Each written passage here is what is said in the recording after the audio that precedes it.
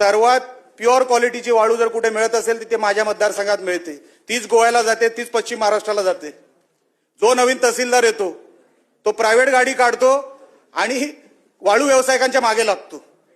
आम्ही सातत्याने कलेक्टरांना सांगतोय, जे कोण नवीन कलेक्टर येतात, एकतर कोकणामध्ये दरवर्षी नवीन कलेक्टर आहे, दर 6 महिन्यांना नवीन तहसीलदार आहे, मला काही कळत नाही।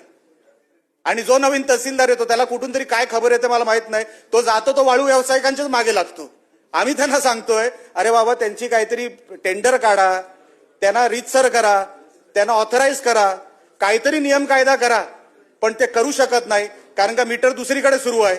आणि वाळूवाल्यांकडून जर पैसे घेतले नाही तर मग तिकडे दुसरा कुठला इन्कम आपण सोर्स उभा करायचा, हा प्रश्न कदाचित नवीन तहसीलदारांना पडत असल्यामुळे अनेक गोष्टी अनेक वेळेला फक्त रेड मारले जाते, फक्त रेड मारला जातो, त्याच्या पलीकडे काही होत नाही। वाळू व्यावसायिक तुम्ही सभागृहामध्ये जाहीर करून टाका, तो वाळू व्यावसायिक चोर आहे म्हणून जाहीर करून टाका ना।